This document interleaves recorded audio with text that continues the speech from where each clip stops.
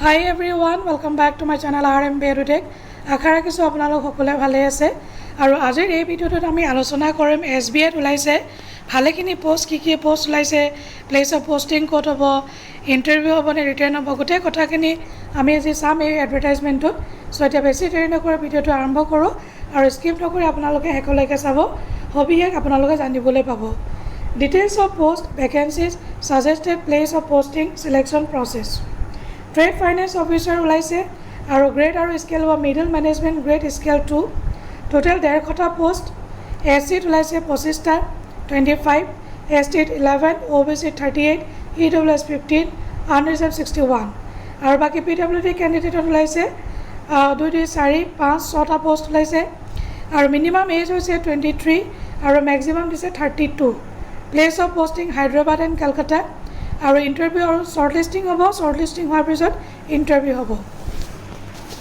Next important point হৈছে the position of trade finance officers grade 2 shall remain in special cadre and will have no provision for conversion into general cadre The maximum career path for this resources is up to senior manager grade scale 5 Senior manager grade scale 5 লৈকে আপোনালোকে promotion পাব আৰু এটো specialist cadre হিচাপে আপোনালোকে থাকিব যদি selection হৈ যায় তেওঁলোকে জেনাৰেল কেডাৰৰ কাৰণে তেওঁলোকে কনভাৰ্জন নকৰে বুলি দিছে আৰু এটা ইম্পৰ্টেন্ট পইণ্ট দিছে the number of vacancies including reserve vacancies mentioned above are provisional and may vary according to the actual requirement of the bank বাঢ়িব পাৰে বা কমিব পাৰে আৰু এটা ইম্পৰ্টেন্ট পইণ্ট আছে candidate must possess the qualification and relevant full time experience as on specified date experience হ'ব লাগিব তেতিয়াহে আপোনালোকে এপ্লাই কৰিব পাৰিব এখিনি আছে ইম্পৰ্টেন্ট যি পইণ্ট আছে আপোনালোকে এবাৰ চাই ল'ব আৰু বাকি এজ ৰিলেক্সেশ্যন এজ পাৰ দা গভৰ্নমেণ্ট ৰুলছ যেনেকৈ আপোনালোকে পায় তেনেকৈ পাব STSC কাৰণে 5 years OBC কাৰণে 3 years আৰু PWD কেণ্ডিডেটৰ যিখিনি এভ্ৰিভিয়েশ্যন আছে আপোনালোকে এইখিনি চাই ল'ব পাৰে কোন কেটেগৰীত ওলাইছে নেক্সট ইম্পৰ্টেন্ট পইণ্ট হৈছে details of the requirements of educational qualification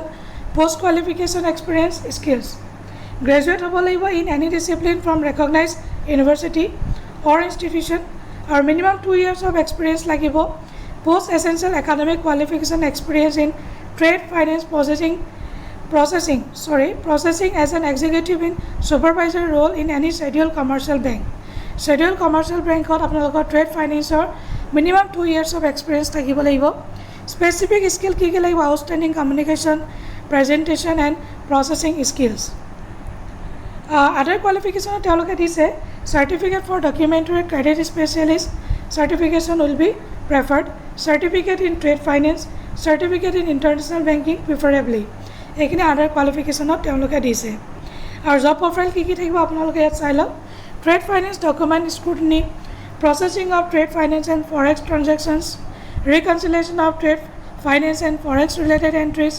any other tasks related to banks trade finance and international business back office operation